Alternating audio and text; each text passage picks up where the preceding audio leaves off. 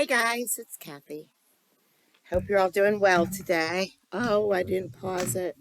Wait, you don't want to get caught up. It'll be a spoiler for what's next. Let me tell you guys. Judge Mansfield. Anyway, she had a day. Oh my gosh.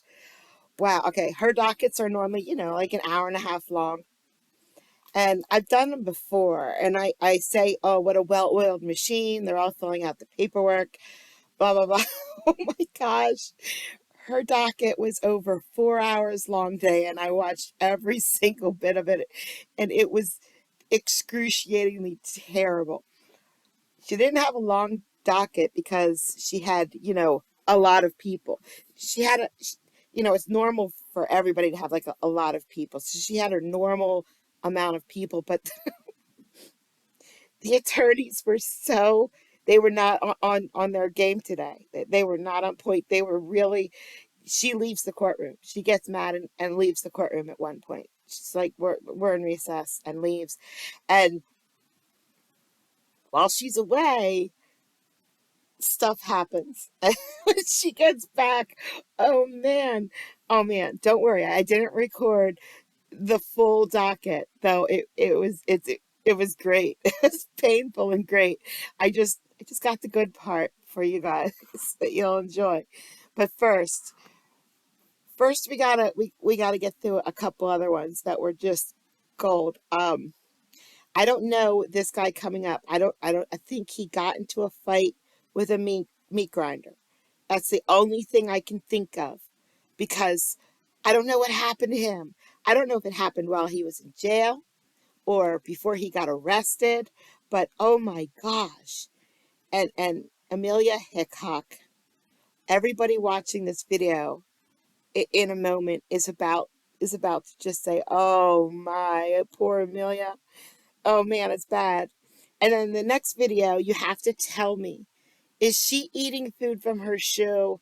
Because I just think she did, right in court. We'll see. Here we go.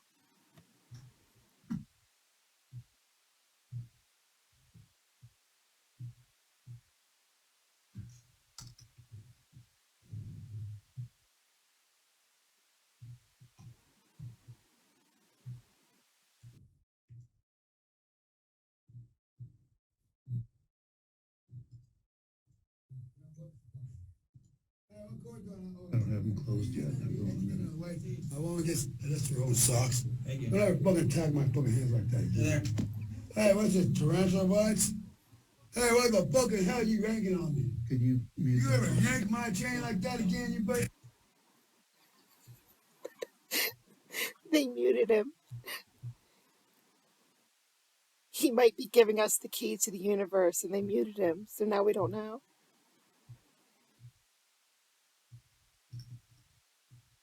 I object. My Unmute guess would him. be that this is the person I haven't yet spoken with. Okay, give me just a minute. I'm still working on the orders there. Understood. Thank you.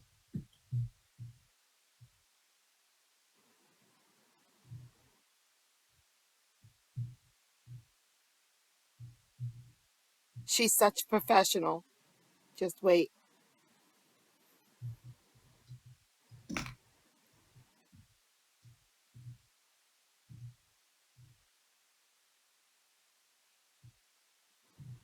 What happened to that guy?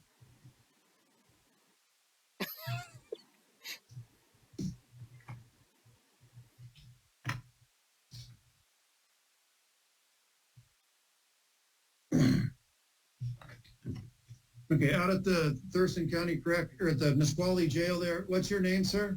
You can unmute. Guys, I'm going to be discussing with my acquaintance. What's your name, sir? I don't fucking know if you don't know. I'm wearing my mask and my $1 million bills. Say that again, please. Call me Frankie. Call me disgusting serene. It ain't touching my fucking goddamn books you didn't ask. Sir, I just want to know what your name is. Doesn't fucking matter. Well, it does to me. Well, if you don't know who I am, then you better tell the motherfucker to never exist again. Okay. T.R. talking. I'm going to have you mute the jail, please. Thank you, sir. Mr. McClellan, who is this? Yeah, I do believe that's Mr. Westcott, Brandon Westcott. Okay. So, Can I just do a brief breakout with him? okay. Oh. So, Mr. Westcott, you can hear me for a second. I have you muted, so I'm not going to hear anything you say. I'm going to attempt to put you in a breakout room with an attorney where you can speak with that attorney. And if I'm hoping that conversation's productive, and then I'll have you come back into court, and then we'll see where we go from here. Oh, poor thing. Listen, we got to send her a bottle of rum. Listen, she deserves it. What is he eating? Sock. Yep, that is his sock. That was his sock in his mouth. That goes great with the next video. Let me tell you.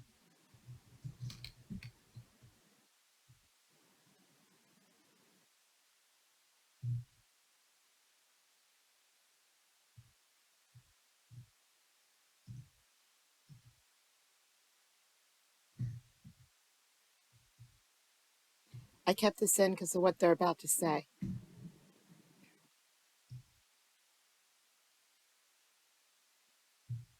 But there's a lot of dismissals there, Mr. McClellan.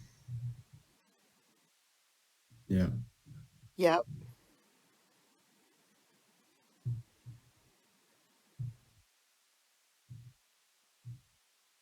I can't remember if they say how many dismissals, but the dismissals are not because he's not guilty or they can't find probable cause or anything like that. No. Because he's nuts. So they can't prosecute him. There, I pop it forward a little bit here. I try. I do my best. You know? I don't know what she's saying to him, but whew, she made it.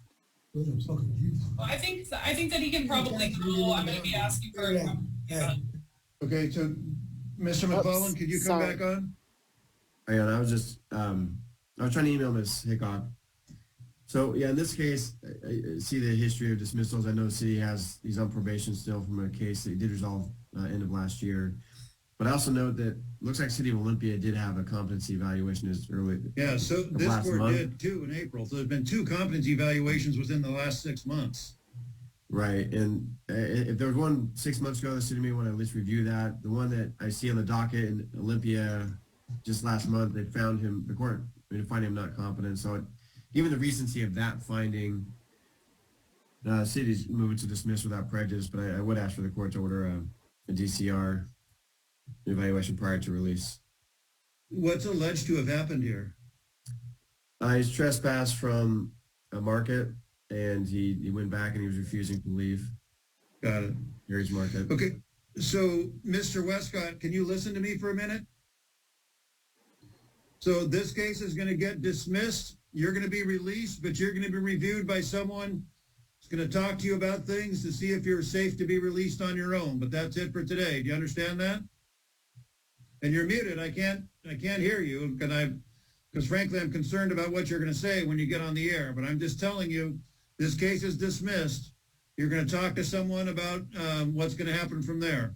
And that's pretty much it for today.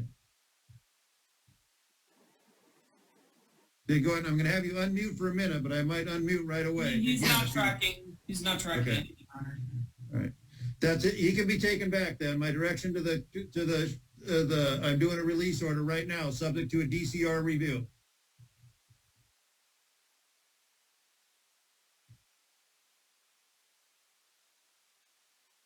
Yeah, I know I messed up with the mouse right there, but I would have to dig through my history to re-record it. So And I'm I'll not do going one of to. those on. All right, now we go to the next person. Uh-huh. You think it's that guy, right? Nope, it's not. He's done. It's her. Okay. She sits Okay. down. Are you Donna Barker? Yes, I am. So, Okay. Watch. excuse me, these are case numbers 3A01781259, 9Z05547006, 9Z05547007, and 9Z05547008. She's taking food out of her shoe. Appearing Mr. Pedrero Tudan, and we do have one matter that is on for an arraignment, and that is case ending 125. She is eating food from her shoe. I know it. I know she is. Is your true and correct name Donna G. Barker? Yes. And what is your date of birth? 12/8/89. All right. Mr. Gates, you may proceed. And you've been charged with 3 crimes, all alleged to have occurred in Des Moines, Washington on or about August 30th, 2023. For count 1, you've been charged with the crime of theft in the 3rd degree, contrary to RCW 98.56.050. This is a gross misdemeanor, punishable by up to 364 days in jail and a $5,000 fine. Count 2, you've been charged with the crime of making a false or misleading statement to a public servant, contrary to RCW 98.76.175. We'll get to that. Also a gross misdemeanor, punishable by up to 364 days in jail and a $5,000 fine. And in count 3, you've been charged with the crime of obstructing a law enforcement officer, contrary to RCW 98.76.020. This is also a gross misdemeanor, punishable by up to 364 days in jail and a $5,000 fine. I need a cigarette. Mr. Pedro Tudan? Yes, and I would recommend letting me speak on this part. Your Honor, I went over my client's rights as well as her charges. She indicated she had no further questions. I'll waive formal reading. Reading the complaint asking her to get not guilty. We will ask for a direct appointment. She has no income nor housing, nor resources. And I would ask that the public defender's office be appointed. Thank you. I do got resources. Ms. Barker? Yes. Sit back up for a sec. Huh? You understand that you're being charged today with theft and a false statement and obstructing? You understand those charges? Yes. Yes. Okay. And do you have a place to live? Not at the moment, but I do have resources. All right. Do you have a job? I do not. Okay. What is your source of income? I don't have a source of income. All right. Do you receive any state or federal benefits? Yes. Okay. Well, I am going to appoint the law firm of Stewart, McNichols, and Harmel to represent you in these matters. You'll receive their contact information today. And let me hear first from the city attorney regarding release. And then, Ms. Barker, I will hear from your attorney. Go ahead, Mr. Gates. Your Honor, on the newest matter, the city recommends that Ms. Barker be held on $2,500 bail and that she be ordered to stay away from the Walgreens and to use only her true and correct name.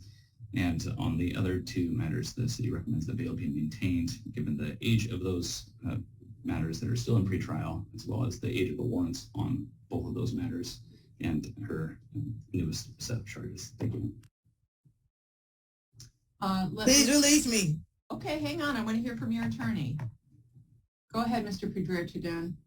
Your Honor, to explain, first of all, I'd be asking for my client to be released on her own personal cognizance. The reason being is because the reason for such a long FTA period is because she explained to me that she had no notice aside from the initial notice that she got at arraignment. She explains to me that she had no mailing address nor a place to stay, and through experiencing homelessness, she was unaware that she had any more court obligations. It looks like around that time, a couple of cases were dismissed, and those cases, it seems like she got confused and thought the cases in Des Moines was specifically dismissed. She explained to me that she thought the charge was over. However, he explained to me that she takes the bus and she has the ability to make it to court, and it wasn't her intention to miss court at all. And I would be asking for my client to be released on her own personal recognizance that they seeks out of custody. Thank you. Thank you. Please. Yeah, I just recently was in custody. And I just got released out of King County. That's why I didn't think I had anything. Give me just a moment here.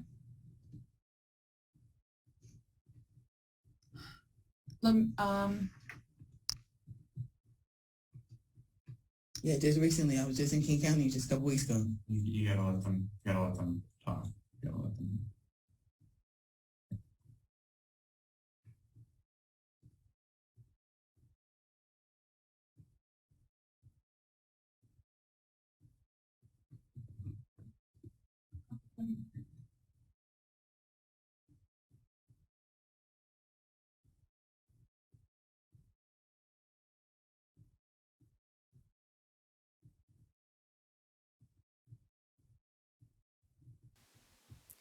Your sound is not broken.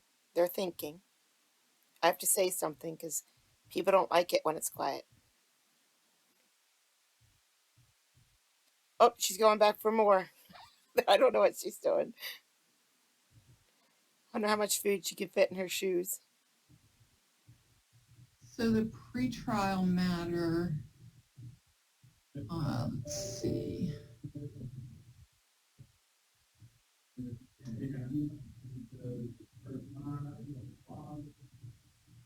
Looks like she failed to appear back in March.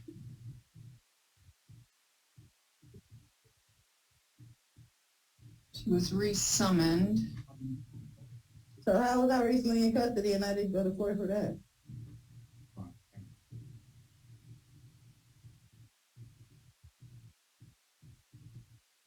So that case is now quite old.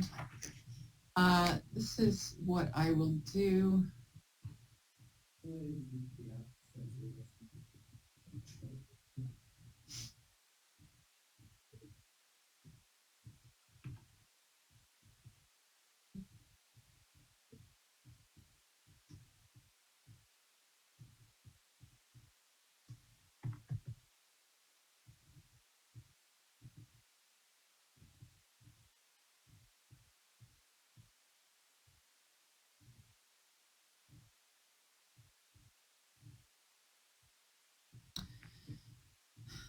So on case,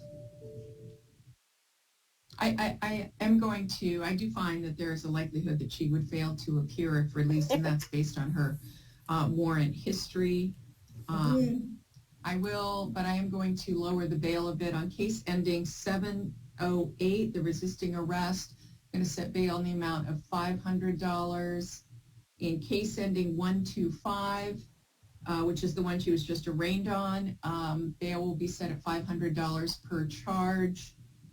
And then on case ending 706, I'm going to do $500 on the DWLS third degree and $1,000 on the reckless driving, which is count 2. So that means. All right, how many of you got a visual in your head of her recklessly driving? Please just release me. $3,500 would be the total bail amount. I've reduced your bail. That's I'm willing to do that, but this one case is getting quite old and you've been on a warrant for quite a long time. Additional conditions on case, the new case you were arraigned on, if you were to post that, you're to appear on time and in person for all scheduled court hearings, have no criminal law violations, keep the court updated with any address changes, only use your true legal name and date of birth, and do not go back to the Walgreens at 23003 Pack Highway. All right, I will sign that order. Actually, I need to put a date in. I'll set this for Thursday.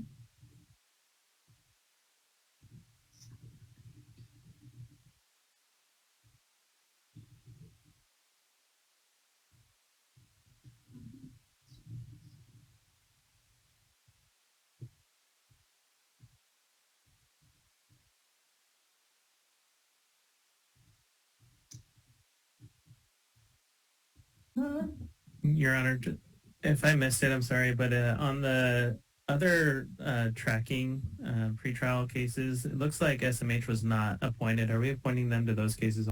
This is Donnell Shaw, cause number That was it. There was no more. L000475. Oh, what's going on?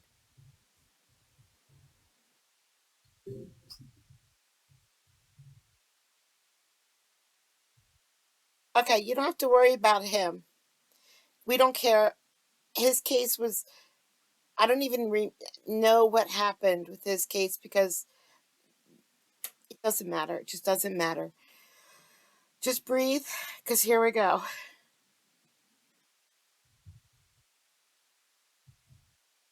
Mr. Shaw is here for 2 pretrials.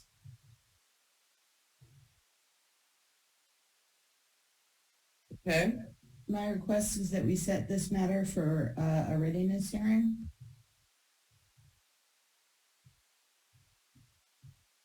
What term?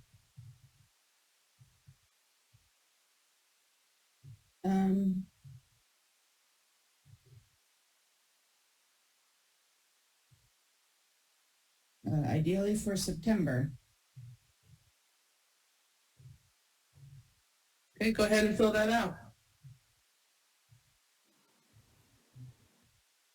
She doesn't know The how. reason I didn't do that, Your Honor, and I apologize, is because I wasn't aware, and I'm still a bit iffy on when readiness is when someone's in custody. Is it the same date as out of custody? It's the day before. It's the day before. Yeah. Thank you. So this September, that would be the 13th.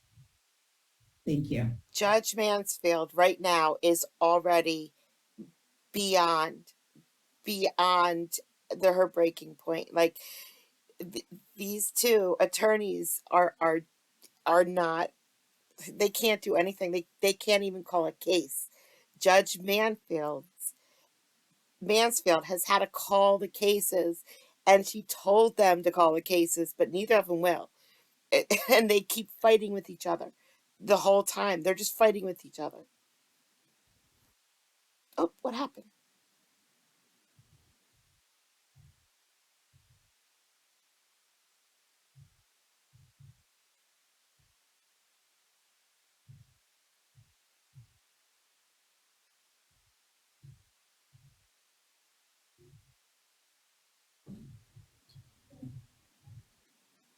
And Madam Prosecutor, do you have in front of you, are you able to tell me if there's a 911 tape in this matter?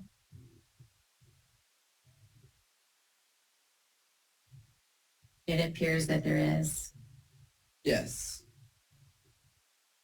Thank you.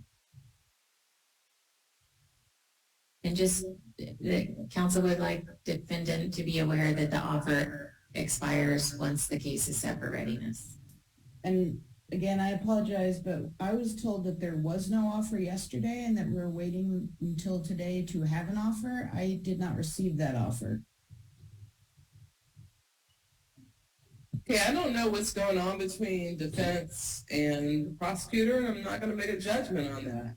But it seems like there's some sort of communication breakdown, and things are heading towards trial. And for one reason or another, offers aren't getting communicated to defendants. So I'm not going to ask what the problem is. I'm just going to ask the parties to drill down on that. I think part of the issue was that there was no central place to. I don't even really care what the issue is. I'm just asking that you focus on it and that moving forward, we don't have this issue. I get that, Your Honor. I don't feel comfortable saying offers expired, though, when I don't have an offer. No, the offer's not expired if you don't have it.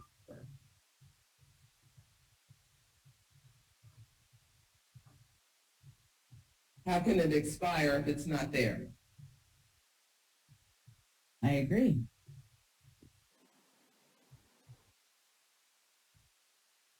I mean, for the case that just took place on 9/3. I'm going to take a brief recess. Excuse me. Okay, now, before you guys all look at your computer screens, don't. She has a thing right around here on her screen. And, you know, it's not your screen. Don't worry, your screen's not broken.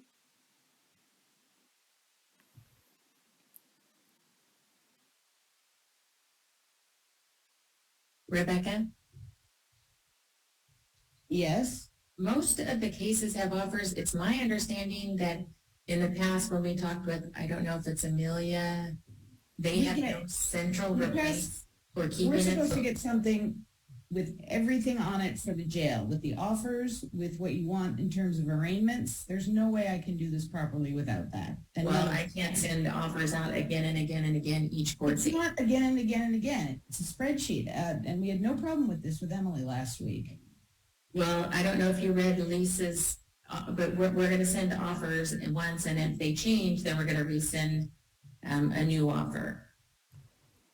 But for the old offers, if they've already been made, we're not going to keep resending the same offer every court It's date. literally just a spreadsheet with the info in it. I don't think that's too much to ask for. But And if I'm you not already saying have it's it, more. why do you need that spreadsheet? I'll take it up with Angela. Okay. Because many of these cases have offers. But Mr. Shaw from the 9-3 incident does not.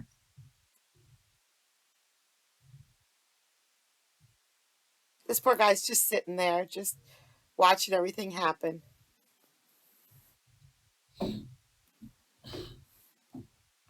And I don't see any emails from you to me requesting an offer.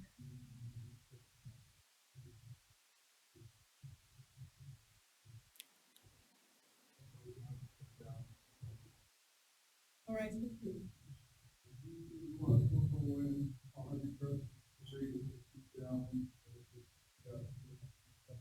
Please be seated.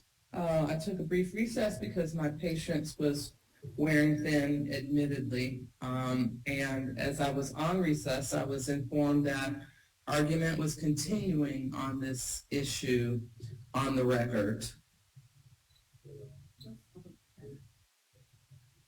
I'm sorry. Oh, She's on Zoom. she's on Zoom.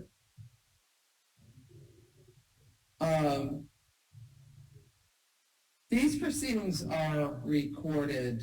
I am hopeful that both parties can contact their supervisors to work this issue out. It is recurring, and it's not going to get hashed out on the record. Apologies, Your Honor. Your Honor, the only thing I wanted is that I didn't want it written there that offers expired. That's the only reason I brought it up. Right, but what's happening is that the defense and the prosecutor is going back and forth on this issue, which needs to be resolved offline. Will do. Is that understood? Yep. Yes, Your Honor. Okay, let's proceed. That was her whole 4 hours. It was bad. All right, over at the jail, what's your name, please? Steve Pitcher.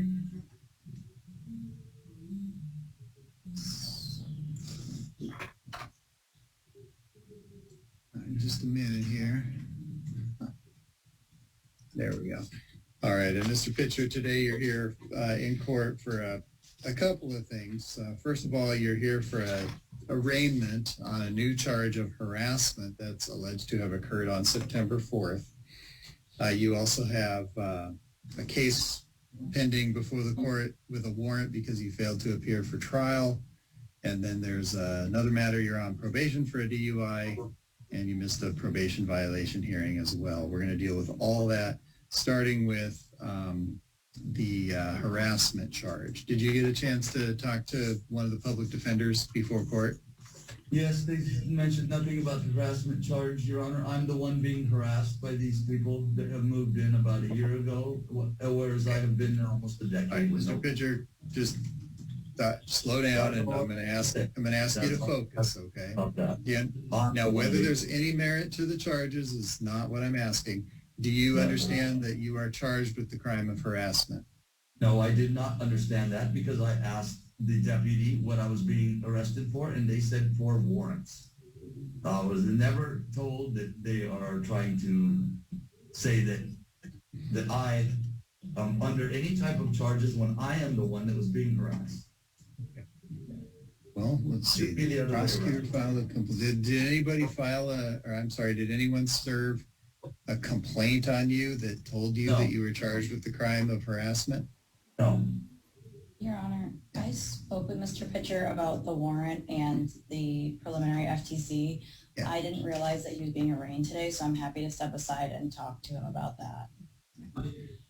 Well, the charge, the charge was just filed today by the prosecutor, and it, when that happens, we put it on the calendar. But there's 14 days to have him arraigned, so there's no need to, push this. And he obviously didn't know about it, and he doesn't understand that's what he's charged with. So, if you want to take some time and do that, that's fine. If you want to have a different court date, that's fine too. I might also defer a bit to Ms. Rowe. I see she's on the line here, and I believe she represents him on the other amending matter. Yes. So perhaps if Ms. Rowe, if you have some thoughts on, if you'd like, again, we'd be happy to step out and talk with him now about the new charge. If you have plans to see him soon, we could also leave that to you. It's maybe defer to you for a moment. Well, I'm generally appointed as conflict counsel, so I wouldn't get officially appointed until after his arraignment. I was expecting that TCBD would likely represent him on the arraignment. I'm here to, on the backup matters, but of course, as always, my request would be that Mr. Pitcher be allowed to address these things out of custody. Yeah, he had missed that trial on August 16th. So what, can you tell me what happened there? I have not been able to get a hold of Mr. Pitcher. I would like, if the court believes that it could grant me the time, I could do a breakout room with Mr. Pitcher, but I'm not sure if the number that I have is a good one, so I haven't had any contact with Mr. Pitcher. I left a message on it on 8/10 according to my notes. So, and since I haven't had any contact with him. Well, let's see what we can get then. All right. So, Mr. Pitcher, do you have a cell phone number that we can use to text you? There was some problems, Your Honor. I had picked a carrier that had virtually it just wasn't working out. And financially was strapped, and I had to get another carrier where I could actually get the reception for it. And in the process, unfortunately, I lost the SIM card, which was a prepaid one, and it was like finding a needle in a haystack just to get my phone going again. And meanwhile, I've broken my ring finger, and I got a burn on my leg, and everything just fell apart.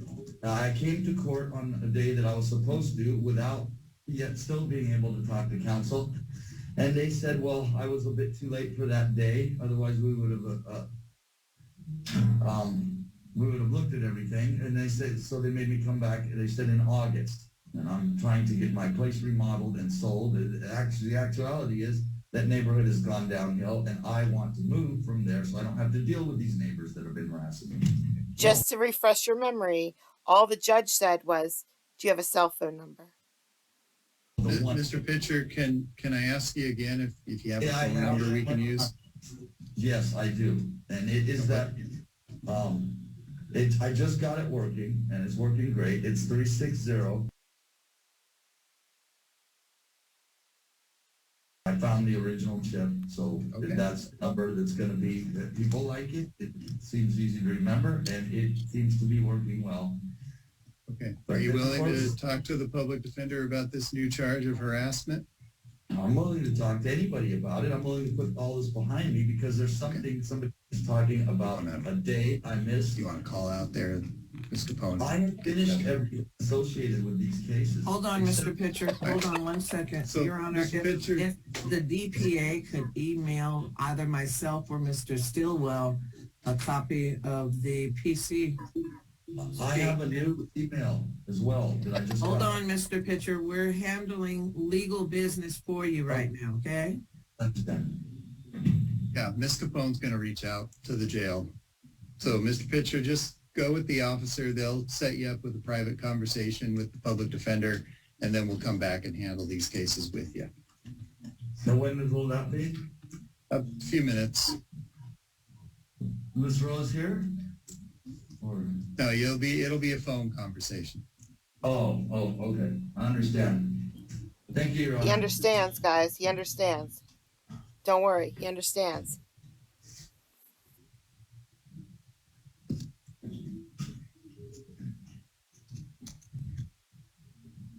Mr. Stillwell, did you get a PC statement? Yes, we do have copies of that. Would you like us to send them your way? If you could, please. Okay.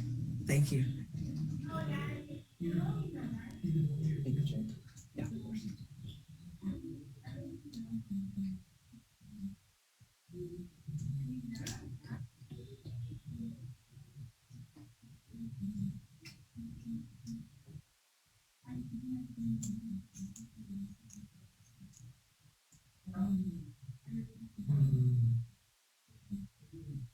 It's Washington, guys. All right. So, They're Mr. trying. Pitcher, if you just go with the officer, they'll set you up with that phone call.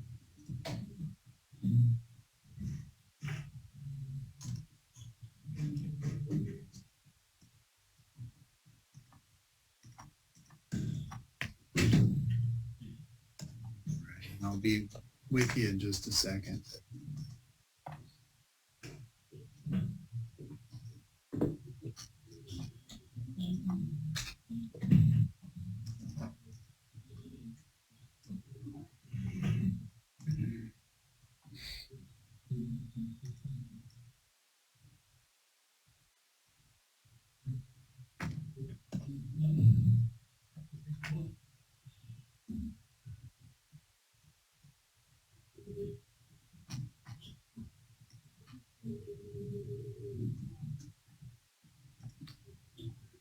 I think he's just rereading the PC real quick.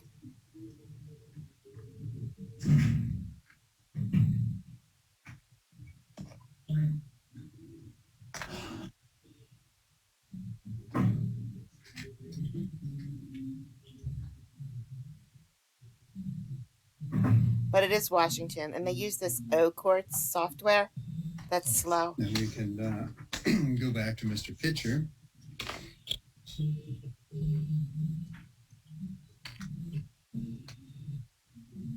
Okay. So now, Mr. Pitcher, did you get a chance to talk to Ms. Capone from the Public Defender's Office? Yes, I talked to someone from the office. Okay. So you understand that the new crime that you're charged with is harassment alleged to have occurred on September 4th? Yes, I understand it's alleged, Your Honor. Okay. Mr. Stilwell. Thank you, Your Honor. Defense, we're not challenging probable cause for purposes of today's hearing. Ask the court to enter a plea of not guilty, and we're asking for court-appointed counsel on this matter. Okay, and I'll enter that not guilty plea for you, Mr. Pitcher, and also appoint a public defender to represent you in this new charge. Mr. Fortunato, what's the state's position on release? Your Honor, the state has no objection to a PR release. We would just be asking for no new law violations, no firearms or deadly weapons, as well as the surrender of any firearms, and abide by the no contact orders that have been provided to the court, protecting both William and Linda White. Mr. Stilwell. Thank you, Your Honor. I haven't had a chance to review those no contact orders, but I would request that there either be no or an amended restriction with respect to the residents. My understanding is they are neighbors. We'd ask that no objection to a no contact order with respect to communications. My understanding is that's sort of the basis of these allegations anyway. So it looks like 1,000-foot distance restriction would be problematic then. Yes, I believe they're actual neighbors. Yeah, okay. Okay, is this just, Mr. Pitcher, is this just like a standard sort of residential lot situation? It's a trailer park court, and we own our trailers all, and the lots are close together, and we really don't have much trouble. I'm going to change this. Obviously, it can't be 1,000 feet. That wouldn't work. Evict him from his home. So I'll shorten that down to 25 feet.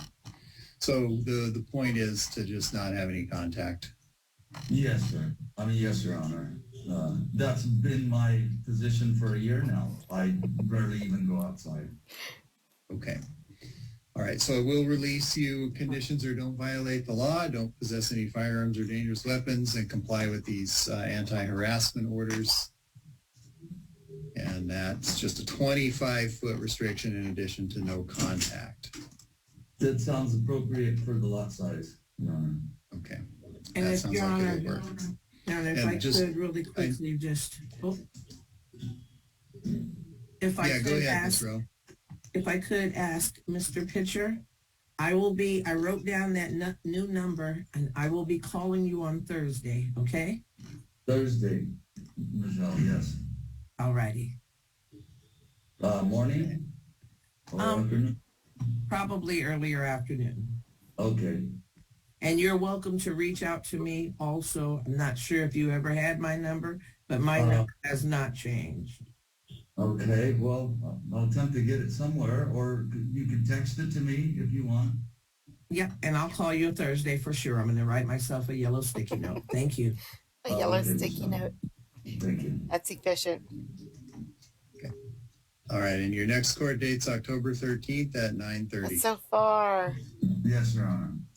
All right, we'll see you here then. All right. All right, you're good to go, Mr. Pitcher. Thank you, Your Honor. Your Honor, that 10/13 date will be for all of the cases tracking together? Yes, just one court date for Mr. Pitcher. Okay, thank you. Yeah, he hasn't been present since August 4th when the commissioner issued this temporary order. This poor case, okay, I don't know, but we see these videos of Karens acting just badly in public. And it looks like we finally got a case against a Karen where she had acted just terrible in public. Now, unfortunately, don't get excited. She doesn't show up. I think she's here. I think she's in the Zoom call or watching via YouTube, but I think she's in the Zoom call, but we never ever see her and we don't hear from her. But it looks like, you know, she behaved badly and he brought a case against her. Unfortunately, he's not a lawyer, so he did it badly. And this is only what I think from what I gather from what they say. Tell me if you disagree. Here we go. So it is now 9:25. We gave notice to be here today for 9 o'clock. We have gone to courtroom 4 because we are full up over at the other court. Usually we do these on Monday, but because of the holiday, we set this to Tuesday. We've checked all of the other courtrooms. I understand my staff has physically gone in there. They have, what else do you contacted, put message out as well in Zoom for folks to come to courtroom 4, not courtroom 3. So we've done what we can. We haven't found Mr. Gerban. Mr. Yeagley, do you have any motion?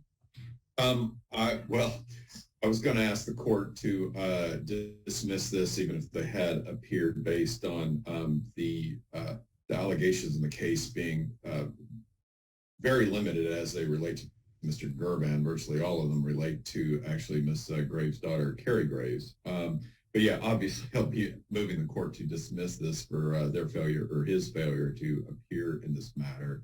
And then there is one other item I would like to address with the court that kind of relates to what I just said.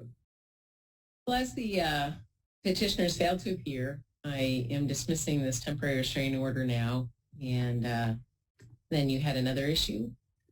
Yes, Your Honor. If you review the pleadings in this case, Mr. Gerban filed this based on literally a single encounter that he had with Ms. Graves that we have responded to. The remaining allegations against Ms. Graves virtually all relate to allegations that, looks like Mr. Slow down, Mr. Yeagley. Looks like someone's finally coming in a half hour late. Mr. Gerban, are you there?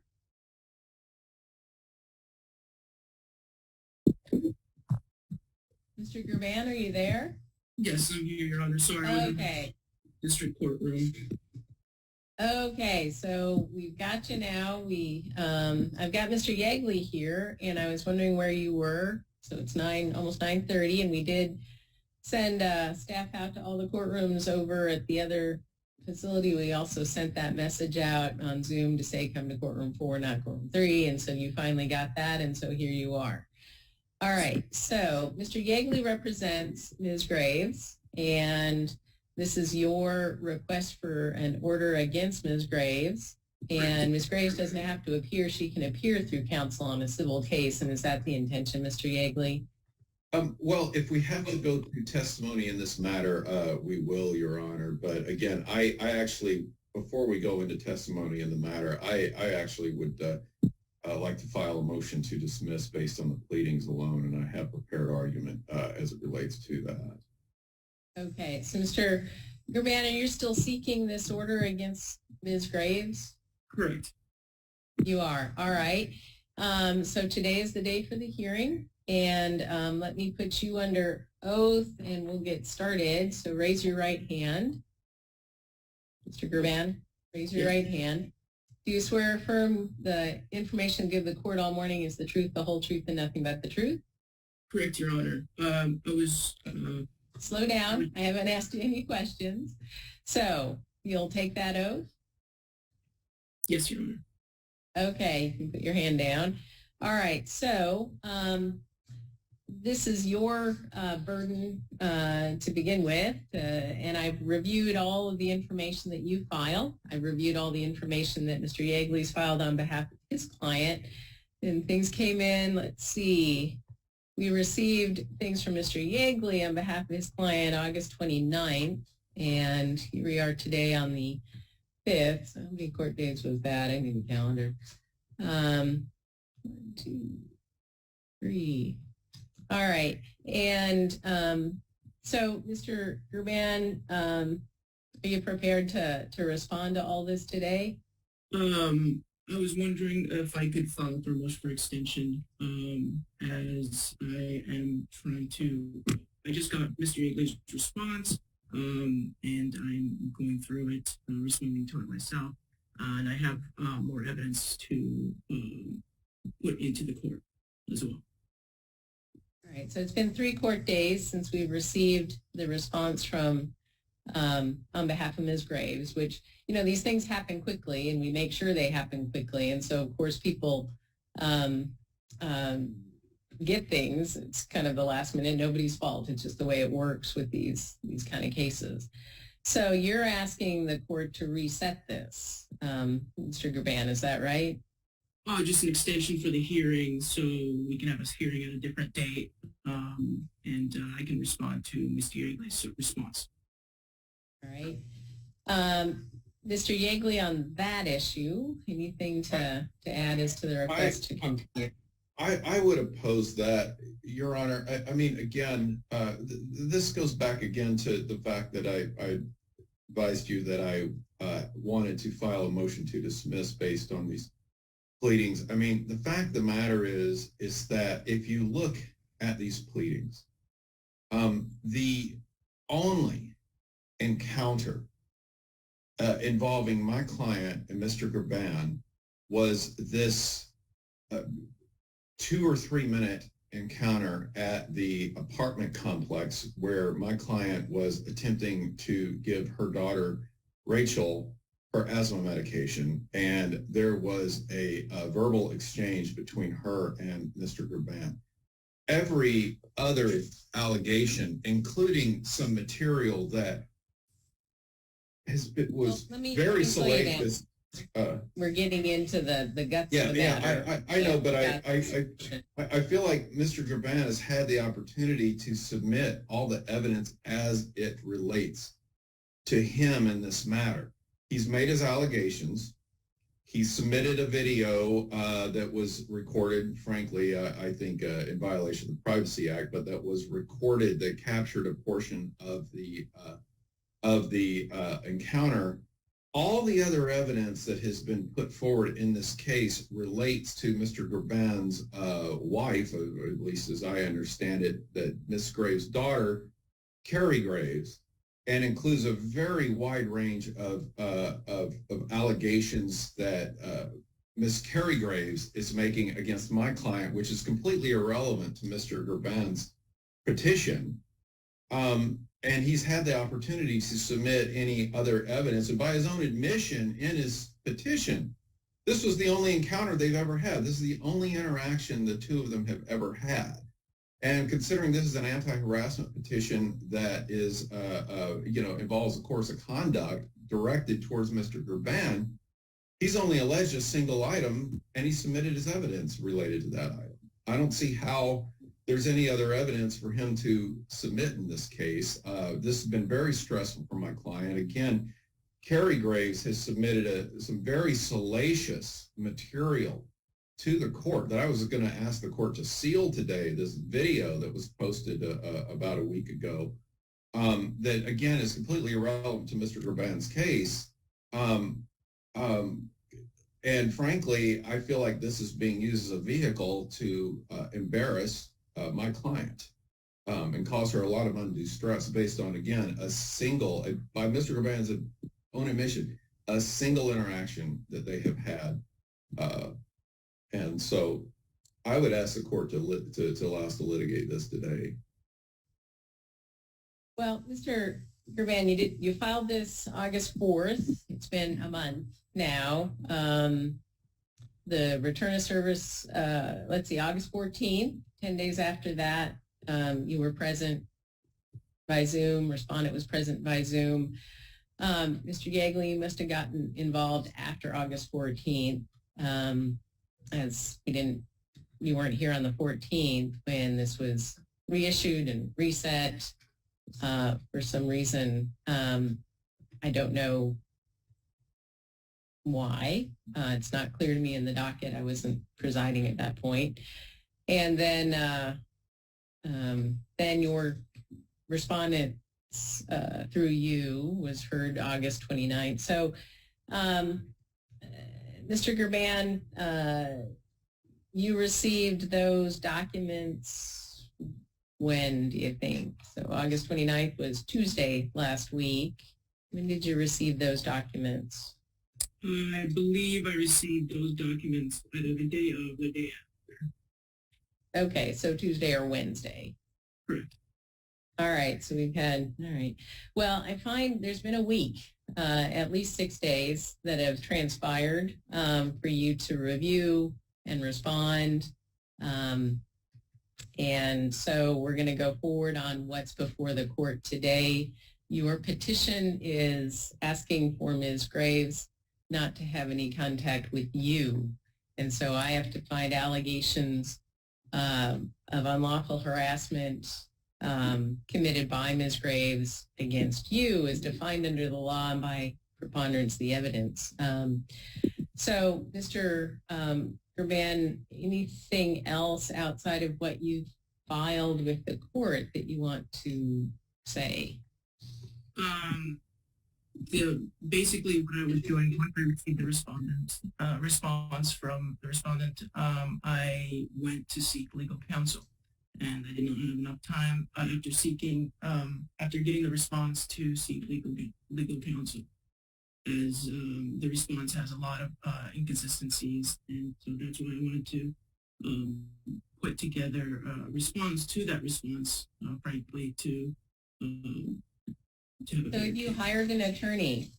No, not yet. Okay. I'm still seeking legal representation, but I could not find an attorney at the time. Okay. All right. So anything else factually that you want to put forward as to this petition that you filed? No,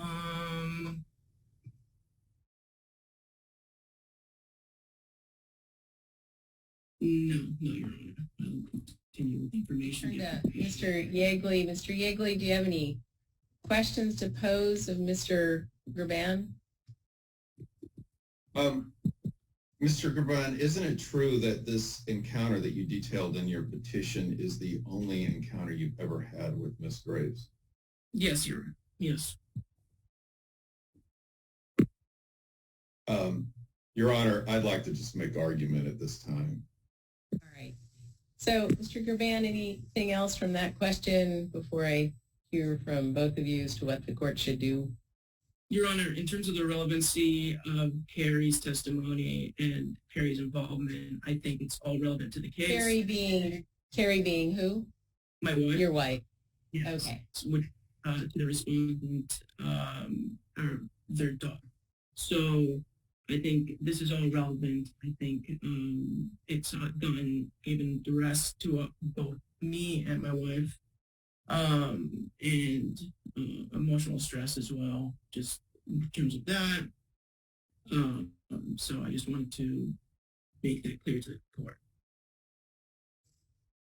And so you're asking that I issue this order against Ms. Graves, and any particular, you have the temporary order that was issued. Anything about that order that you want the court to change or not change or? Specifically for the temporary order, I don't think anything needs to be changed for the temporary order. Hear then from Mr. Yeagley on his argument on behalf of Ms. Graves. So, Your Honor, I just, I'm sure the court knows this, but harassment includes a knowing and willful course of conduct directed at a specific person, not a tangential person, not a related person, but a specific person. And so since Mr. Gerban is the one who filed this petition, he has to show that she engaged in a course of conduct directed at him. And the only alleged conduct here that was directed towards Mr. Gerban is the allegation that Ms. Graves tracked him to the apartment complex where Rachel Graves, and that would be, Rachel Graves is Miss Tammy Graves' daughter and Carrie Graves' sister, so obviously Mr. Gerban's sister-in-law. I will note that as established by Ms. Graves' response that Rachel Graves is developmentally disabled. So the only alleged conduct towards Mr. Gerban is the allegation that Ms. Graves tracked Mr. Gerban to the apartment complex where Rachel Graves was moving into, and that she had a confrontation with Mr. Gerban in which she called him illegal and told him he wasn't supposed to be present in the United States. Okay. However, Ms. Graves' response establishes that she didn't track them there.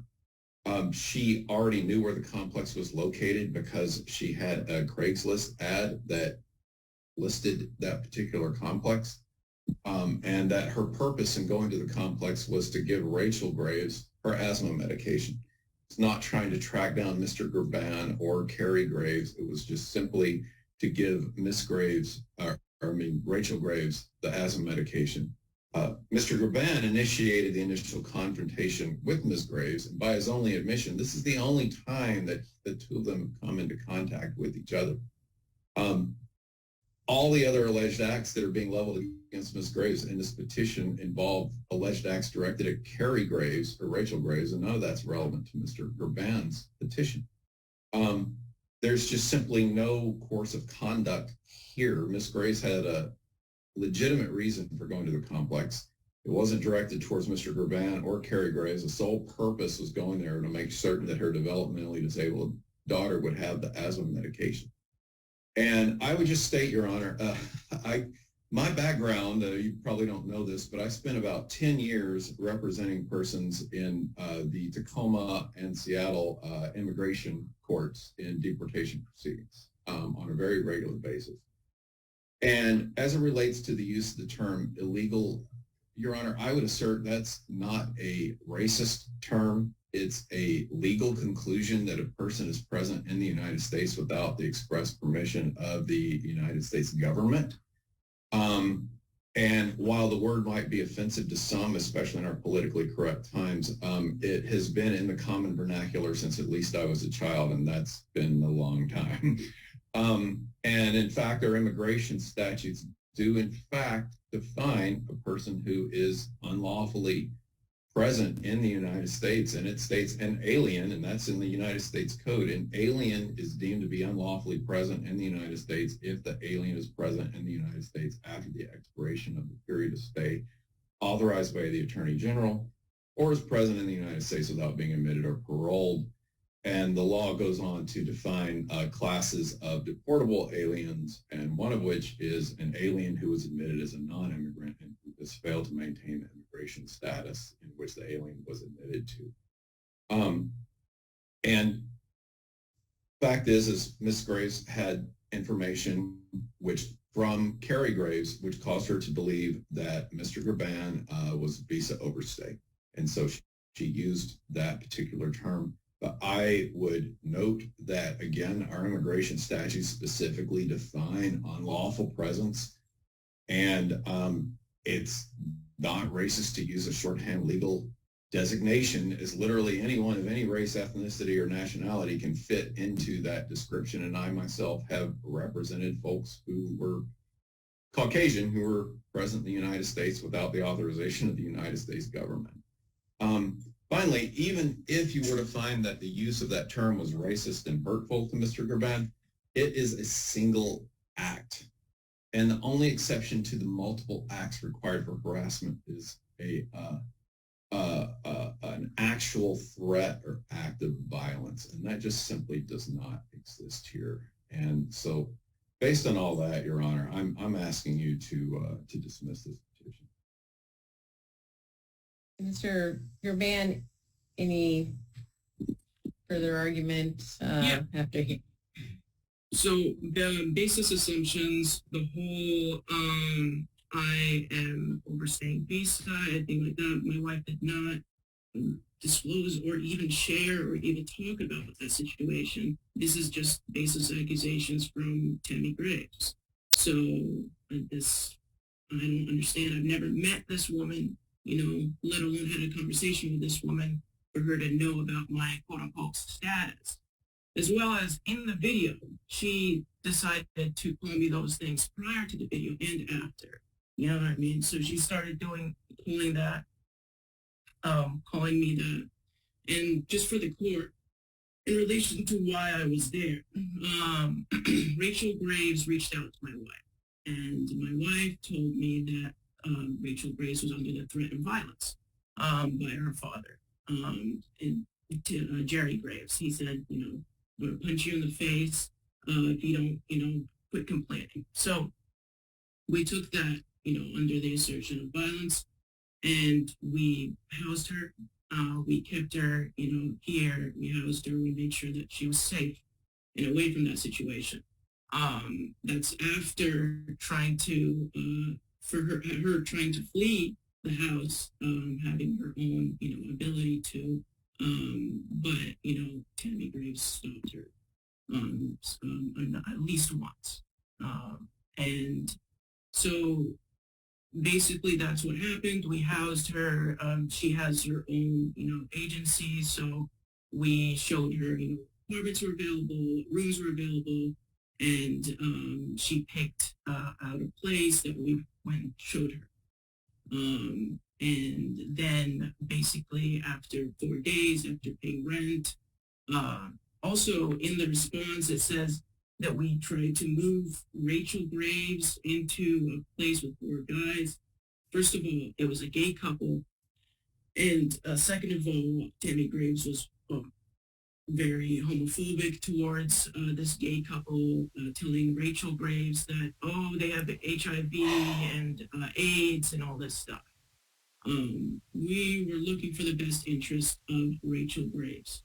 And in this scenario, it was, a complicated scenario. We were trying to get her out of her parents' home and put her, make her live by her own. We went and got her food. We went, grocery shopping, got her food, made sure that she was, located well. We made sure to clean the place. Mr. Gerban, you're going way beyond. I understand all that from your petition and from your filings and other filings, but in response at all to Mr. Yeagley on behalf of his client that the court should dismiss this petition altogether, any response to what was said in his argument? I see they've reported me to DDA services, which I, didn't do anything to be warranted to report to DDA services. On top of that, this is the first time I've ever met this person, and they're, giving me, baseless accusations about my status as my legal proceedings here in the United States in terms of being an immigrant, which is, unrelated since I just met this person. She has a history of being unpredictable and just really unpredictable. So we're doing this just to make sure that, we're covered in case of any legality proceedings or anything like that. Well, all right, Mr. Gerban, what Ms. Graves said was ugly. Whether you couch it in terms that, yes, they are legal terms, perceived, they are ugly, but not harassment in the way that the law defines things. The way she is acting towards you from outside perception is well, we would hope wouldn't be happening in Thurston County, but it does, and it's hurtful, and I can't even imagine how you feel. I mean, I think you put it out well there, how you feel about that. But one instance hasn't been a course of conduct directed at you. These are ugly and boorish words to be used, but it's not actually, it's not unlawful harassment as it's defined. A lot of this information, in fact, the 99% of this information is about your wife and her sister. And if they feel so inclined about their mother, then they should petition if they want to or not. But as to you, I have to find unlawful harassment committed against you, the petitioner, by Ms. Graves, and there just isn't a preponderance of the evidence to show that. So the court is not allowed under the law to issue this order. So the temporary order ends now, and there will be no further order concerning you and Ms. Graves going forward on the petition that was filed and on the information had since August 4th. Do you have any questions there? In terms of if I have what happens next? More, if I have more information, do a retrial, or is that, how does that go? Well, you can always appeal a district court's decision, and that goes to the Superior Court. If other things happen that you think the court needs to be aware of and needs to think about an order on further information after today, the courts are, Superior Court, District Court, they're all open to you to file such similar petitions, but with different proof than what's been filed here. So those are a couple of options. This order denying your the protection order is in the court file now, and it's available to all parties. If you have difficulty accessing that through your Zoom, you can always contact the civil clerks and get a copy that way. But that's it for today. So, Mr. Yeagley, anything more?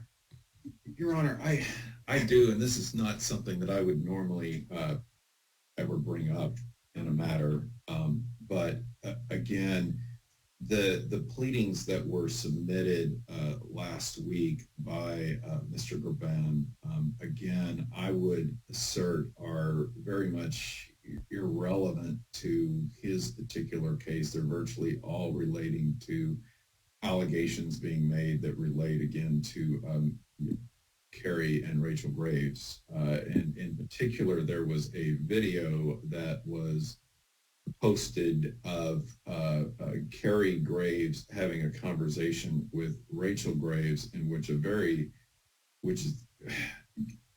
very salacious. Let me tell you there, I have not seen that. I was unable to access it through whatever medium was provided to the court. So that wasn't considered. It just comes up empty. Both of the videos in the court file are just empty and not playable. So I should have mentioned that earlier, but there's nothing there. Okay, well, my motion was to seal that video in particular and even the other declarations that were in there, because frankly, we feel that those seem to be calculated to embarrass Ms. Graves without having any real relevance to this particular case. Well, as I've said about those videos, like they weren't capable of showing anything but a blank screen and no audio. And then the rest, I'm not going to seal anything within the file. It's all, there's nothing extraordinary. There's no law that's been brought forward that would cause the court to do that. It's all just part of the fair filings from both sides. So on that, then, Mr. Yeagley on behalf and Ms. Graves, who's also on Zoom listening, and Mr. She's on Gerban, Zoom. that's it for today, and you can all leave the meeting. Thank you, Your Honor. Have a good day. Take care. All right, you too. Thanks, Mr. Gerban. And then Ms. Weaver, take up your matter. Oh, I want to see that video, or I think there's 2 videos. I just want to see them. They're not available. There's no way to get a hold of them. But now we know. So if you have a Karen who acts badly, you can't sue her that way. I wonder if he had an attorney, if it would be different. Because, okay, they had the encounter where she said some terrible things to him. And, you know, she's just not a good person overall. But then after that encounter, she reported him. And apparently there's no reason for him to be reported to begin with. So I think, you know, that's 2 things. That's not one. And I wonder if they had a lawyer who would just focus on what she did to him, if that would qualify then as harassment. But instead,